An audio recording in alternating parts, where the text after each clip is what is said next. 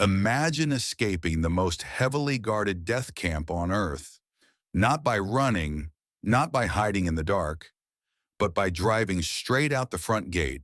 Yeah, wearing a Nazi uniform, sitting in the commandant's car, while armed guards stood tall and saluted. It sounds impossible. But in 1942, four prisoners actually did this at Auschwitz, and one of them carried something so dangerous that the Nazis would hunt him across Europe just to erase it. This was the day Auschwitz learned it wasn't untouchable. By 1942, Auschwitz wasn't just a prison camp anymore. It was an assembly line of death. Trains rolled in day and night. Families were ripped apart in minutes. Most people who entered never walked out again. And the few who survived were beaten, starved, worked to the bone, and slowly killed. The Nazis were convinced Auschwitz was escape-proof. Electric fences, watchtowers, dogs, armed patrols everywhere. People who tried to escape were usually caught and executed publicly as a warning. So no one even talked about escape.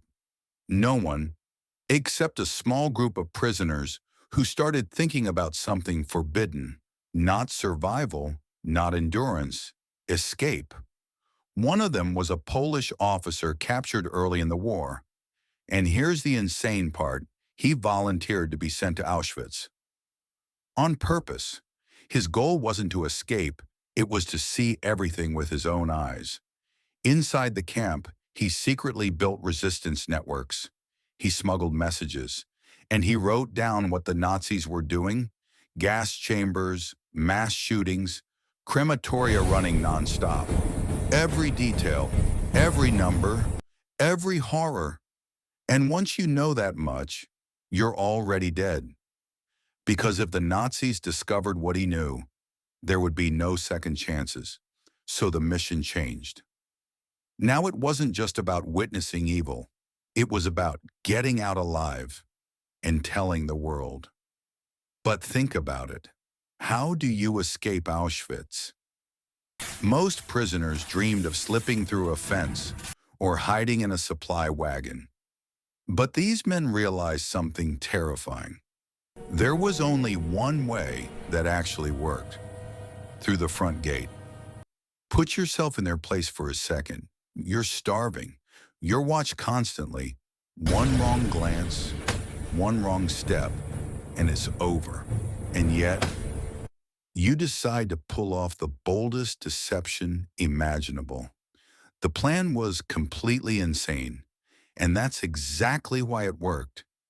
Instead of running from the guards, they would become the guards. Instead of sneaking out, they would leave openly. One man worked near the camp vehicles. Another had access to uniforms. Over months, tiny pieces came together: stolen papers, forged permits, whispered practice at night. They studied how SS officers walked, how they spoke, how they shouted orders. They learned the arrogance, the confidence, because in the Nazi system, confidence was everything. Here's something chilling most people don't know. Guards were trained not to question an SS officer who acted like he belonged. Rank mattered more than truth, and the prisoners planned to exploit that blind obedience. Then everything changed. The camp commandant received reports that information was leaking out of Auschwitz. Someone was talking. Security tightened overnight. Searches increased.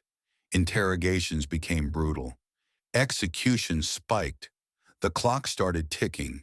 If they waited any longer, they wouldn't escape. They'd disappear.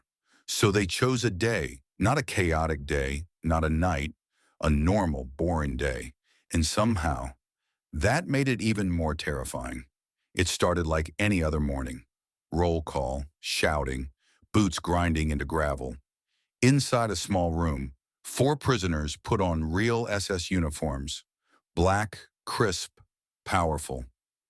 The kind of clothing that meant life or death with a single gesture.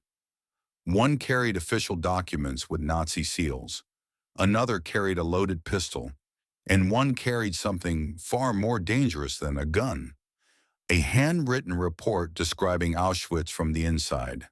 Names, numbers, methods, proof of mass murder. If that paper made it out, the Nazis would lose control forever. Now imagine this moment. The gates of Auschwitz rise in front of them.